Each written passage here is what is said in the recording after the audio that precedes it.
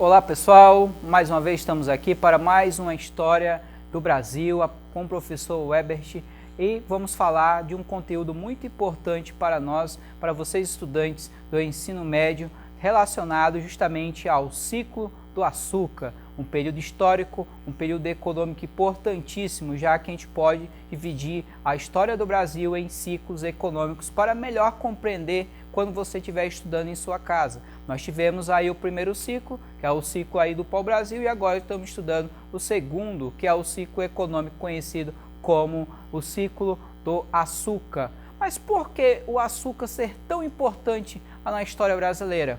Qual é o valor atribuído a esta mercadoria?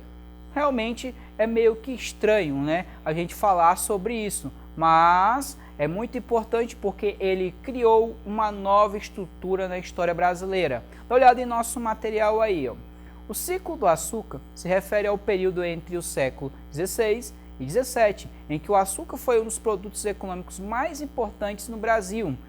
Por que mais importantes no Brasil? Por conta do valor. O valor era altíssimo, pessoal, e o lucro também era grande, tanto para a Europa como para a colônia portuguesa que vinha a ser o Brasil. Era importante investir dentro desse mercado, já que o Brasil não estava ainda apto a liberar os seus materiais preciosos, como o ouro e prata. Eles não teriam encontrado até então o ouro e a prata. Então eles deveriam utilizar de alguma maneira esse território que ainda não tinha tanto valor para Portugal. Logicamente, essa colônia, eles visualizaram, buscaram e plantaram aqui a cana-de-açúcar. Continuando em nosso material, o cultivo da cana-de-açúcar ocorreu pela necessidade de colonizar e explorar um território até então sem muita importância econômica para Portugal. O açúcar era um produto muito bem cotado no mercado europeu, foi como eu falei agora há pouco. Esse valor fez com que contribuísse para uma plantação em larga escala desse tipo de produto, que vinha a ser a cana-de-açúcar. Os primórdios dessa situação foi justamente por conta das necessidades europeias, já que o mercado consumidor praticamente se situava lá. E Portugal teve o interesse de iniciar grandes plantações, trazendo e organizando os engenhos, criando uma cultura realmente para este ciclo econômico que vem a ser o ciclo do açúcar. Continuando nosso material aí. As primeiras mudas da cana-de-açúcar foram trazidas da Ilha da Madeira por Martim Afonso de Souza, responsável pela instalação do primeiro engenho em São Vicente, no ano de 1533. O engenho é toda a estrutura, vai aí desde a casa grande, a senzala, a plantação, todo o sistema econômico ali de produção, de produtividade da cana-de-açúcar estava ali presente dentro desse engenho. Continuando aí, em seguida, muitos outros engenhos se espalharam pela costa brasileira. O Nordeste, principalmente o litoral pernambucano e baiano, recebeu a maior parte de produção açucareira da colônia, ou seja, a região ficou mais movimentada. Claro que com isso trouxe outras questões sociais para o Brasil. Temos uma muito importante, né, que é muito citada dentro da nossa história brasileira, que é o período de escravidão. Utilização da mão de obra escrava dentro da nossa história. O ciclo econômico do açúcar trouxe essa parte ruim do nosso momento histórico. A utilização da mão de obra escrava para plantar, para fazer o processo da moenda da cana, moer a cana lá, fazer aí a embalação realmente desse produto, que ainda não era um açúcar refinado, não era este açúcar que utilizamos em casa, era um açúcar aí bruto ainda em pelas, né? Uma espécie chamada até mesmo por muitos historiadores como pão de açúcar, o famoso pão de açúcar, né? Era aí aquela matéria bem forte, escura ainda, não tinha passado pelo processo de refinaria. Continuando nosso material, os engenhos, como eu estava falando, eram as fazendas onde ocorria a produção de açúcar. Pode se referir também às máquinas utilizadas para moer a cana de açúcar. A gente lembra de engenho lá, a nossa máquina, mas o sistema todo era chamado de engenho, tá bom, pessoal?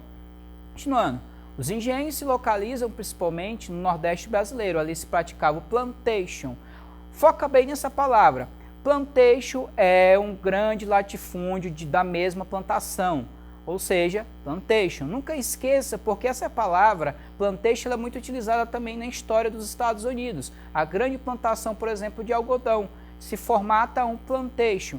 Um único tipo de produto é conhecido como plantation, ou seja, grande plantação em grande latifúndio e uma grande extensão de terra. Continuando, ou seja, a produção de um único produto voltada para a exportação e utilizando o trabalho escravo.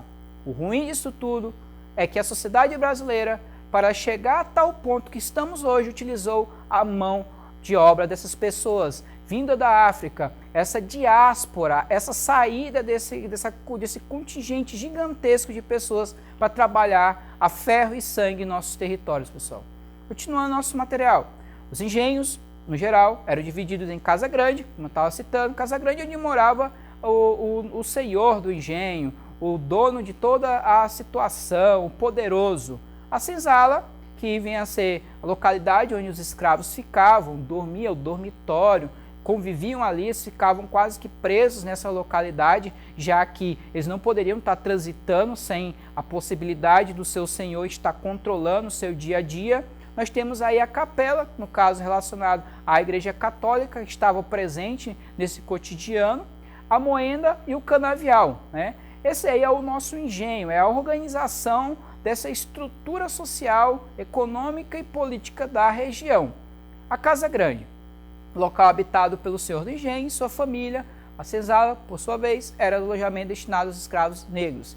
Localidade de convivência deles, dificuldades também, muitas vezes dormiam no chão batido, não tinham camas, comiam restos realmente que sobrava aí dessa Casa Grande, uma vida muito difícil e de pessoas que não sabiam o que viriam vir fazer aqui nos territórios brasileiros. Uma dificuldade imensa, pessoal.